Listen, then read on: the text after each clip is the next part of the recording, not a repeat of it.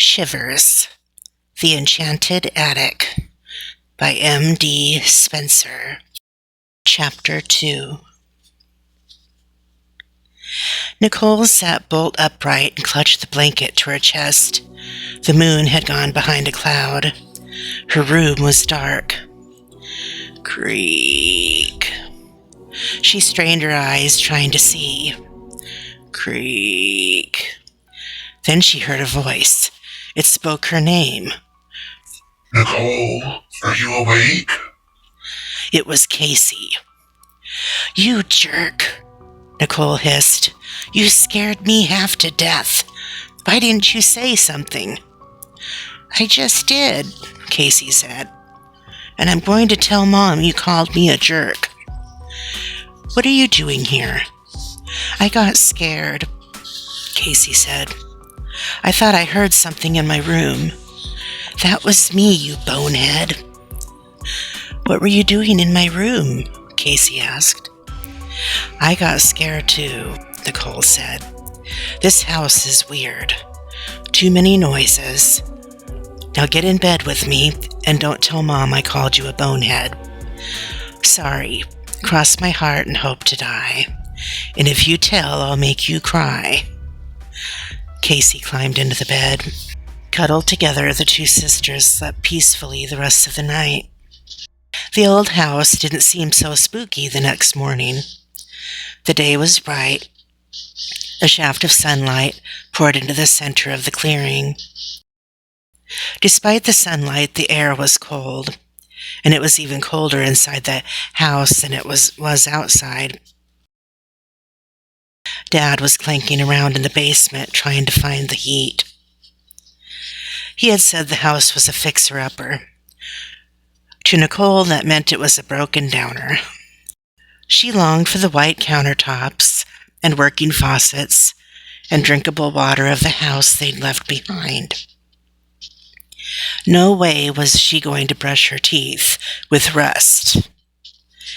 And she longed, too, for heat that actually worked. This house had been unoccupied for a while, Dad said, but he claimed it had a fascinating past. Some interesting people had lived in it from before the Civil War onward, he said. "You're going to love it, Nicole," he said. "You know how much you like history." "Dad," Nicole replied, "I like history in books. I prefer not to live in it." Casey announced she was going outside to explore. Nicole wasn't much of an explorer, but she went outside too. In the morning light, she could see that the white paint was peeling off the sides of the old house. The porch was missing some boards. The roof was missing some shingles. The house gave Nicole a spooky feeling. She shivered and wrapped her arms around herself to keep warm. Casey said she was going to explore down the road a little. "Keep walking for about 3 days," Nicole said, "and you might get to a neighbor's house." Nicole went back inside. For the first time, she began to really look around the house. The day before, she'd been too busy hauling her suitcases up to her room, unpacking, and hanging clothes in the closet. Her mother always insisted that Nicole unpack right away, as if there was some incredible urgency, as if they weren't going to be living in this creepy old house for the rest of their lives, which, by the way, were ruined, all because of her father's stupid job. A layer of dust covered everything in the house. The floors, the countertops, even the toilet seats. As Nicole walked through the house, she left clean footprints on the dusty wooden floors. The kitchen was sunny enough. A wood stove was connected to the chimney by a black pipe. Nicole's mother was scrubbing out the sinks, which had been full of spider webs. She was scrubbing madly and looking very red in the face. Nicole wanted to tell her mother, that it sounded as if there were mice in the ceiling. But she took one look at her mother's face and decided now was not the time.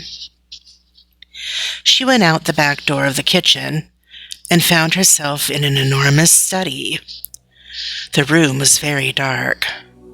Thick red velvet curtains shaded the windows, blocking out the light. A huge dark mahogany desk dominated the room. The walls were lined with bookshelves, also made of dark wood. They stretched from floor to ceiling. A ladder leaned against them to allow someone to reach books that would otherwise be too high. And every shelf was filled with books. There were hundreds of them, maybe thousands.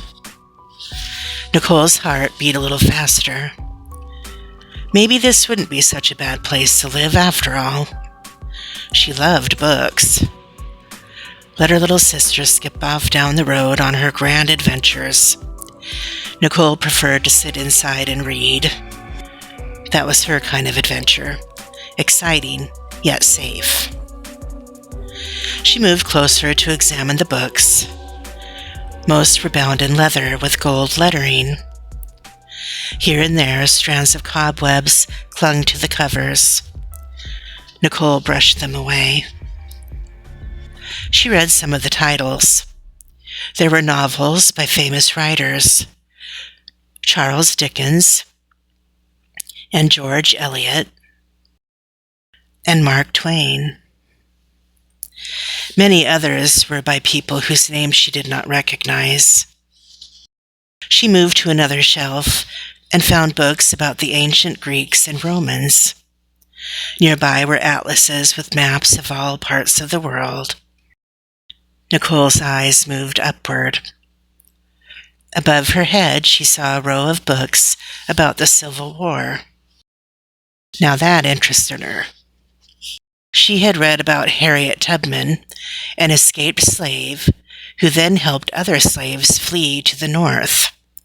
And her father had told her that they had an ancestor who had fought for the Union.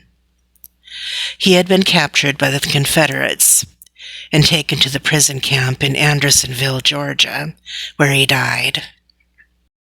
Nicole moved the ladder and climbed up to the Civil War shelf.